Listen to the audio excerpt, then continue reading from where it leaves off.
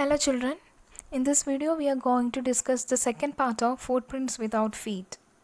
So, the story is about a scientist named Griffin.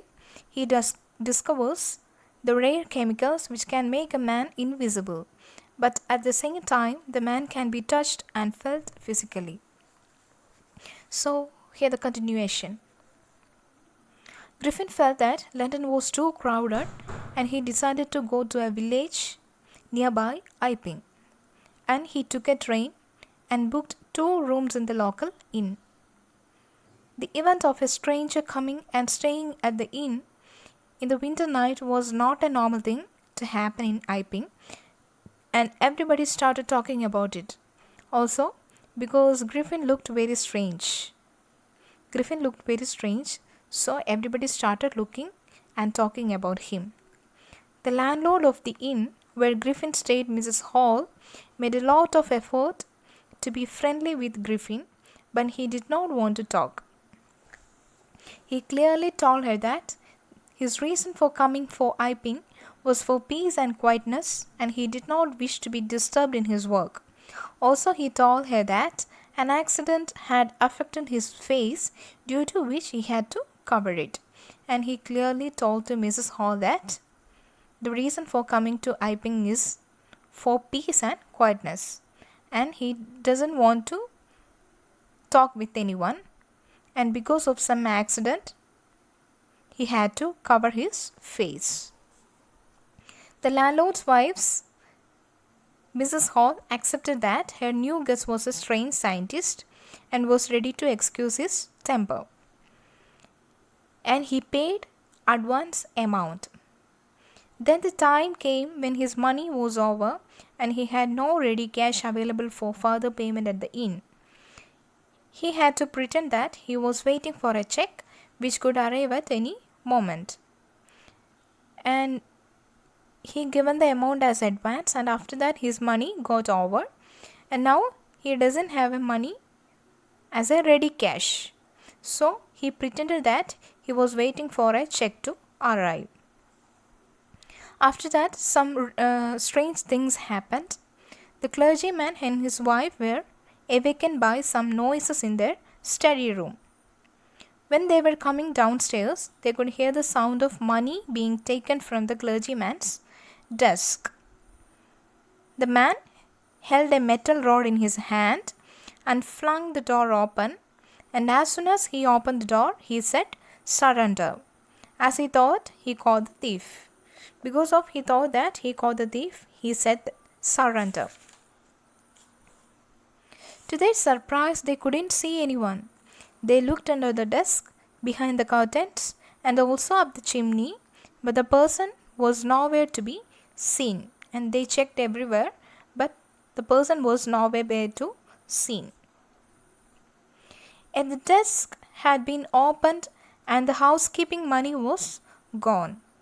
Then the clergyman kept on saying extraordinary affair the whole day because he was shocked by the incident, and he started to tell that it was an extraordinary affair. But the things that happened with Mrs. Hall's furniture were much more fascinating, and after that some strange thing again happened. It relates to Mrs. Hall's furniture. Mrs. Hall and her husband woke up very early and were surprised as the door to the guest room was open, and suddenly they saw that the guest room was open. Usually his room door remained closed and locked because he already said to Mrs. Hall that he doesn't want to talk with anyone. He wants some quietness and peace. So he always used to close his door. It was an opportunity, and Mrs. Hall did not want to miss it. They decided to investigate when they saw that nobody was inside the room.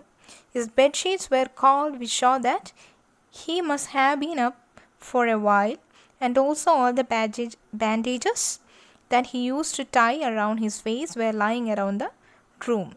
So from that room, Mrs. Hall and his husband saw that some bandages which he always used to cover his face was lying on the room.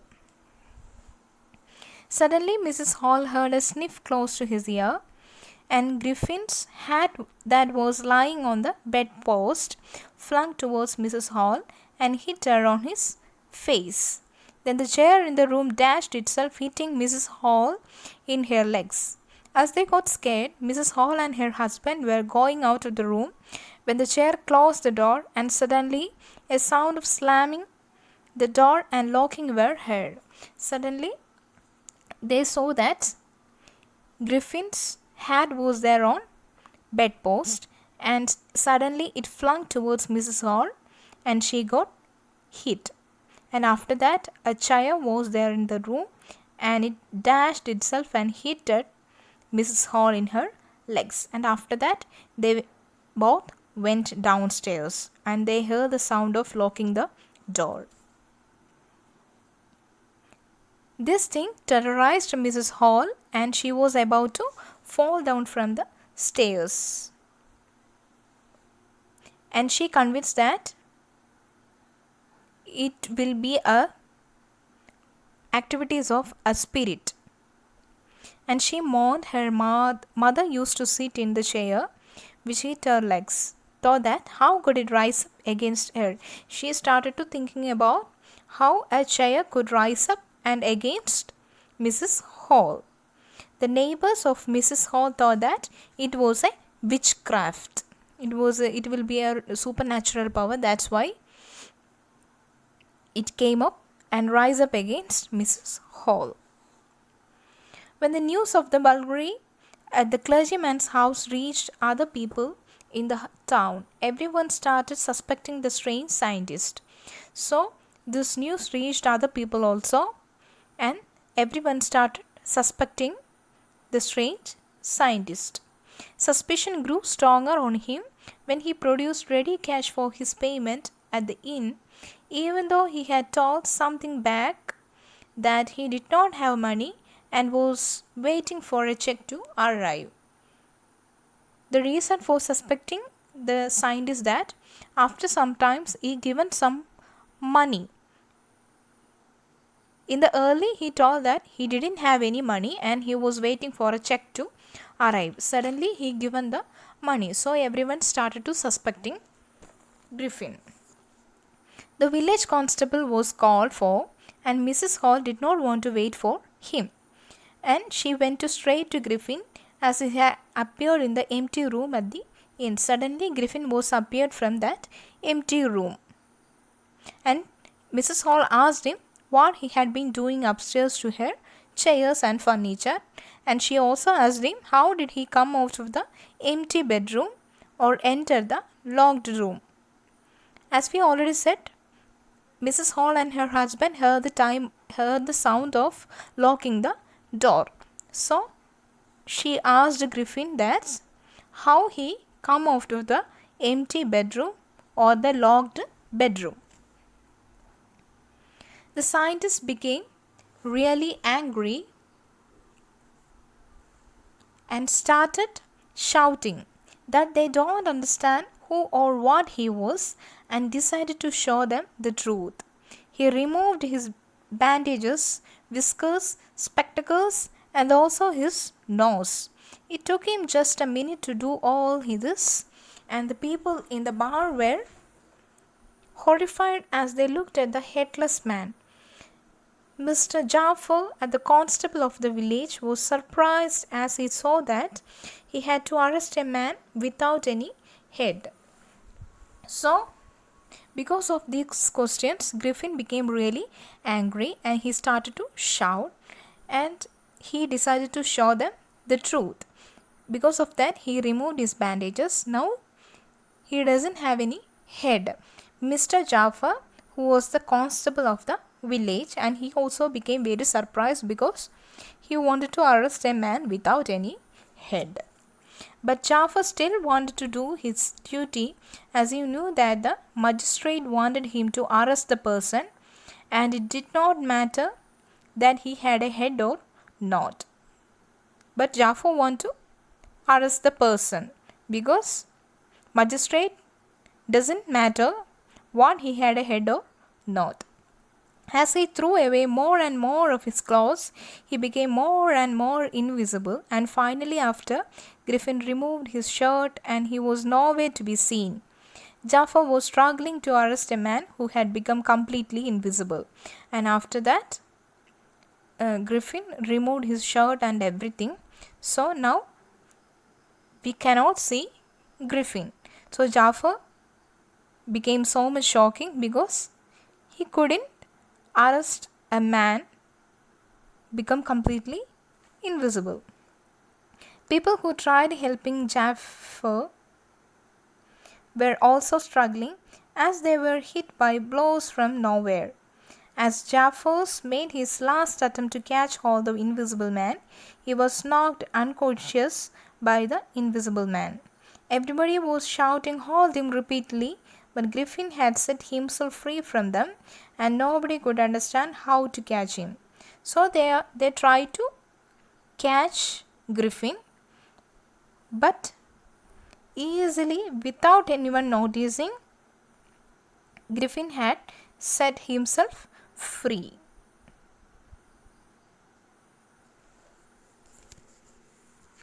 This is the story. Summary. The story is about a scientist named Griffin. He had been discovering ways which could make a man invisible and finally swallowed certain rare drugs that made him invisible. He was first noticed by two boys in a staircase of a house where they could just see his footprints and started following it. They follow it until the footsteps are fainter and cannot be seen. First, as he is feeling cold, he enters a mall for some warmth. After the store shut down, he decides to wear some warm clothes and eat something. He first unboxes a few clothes and wears them. Then, from the kitchen of a restaurant, he eats cold meat and some coffee.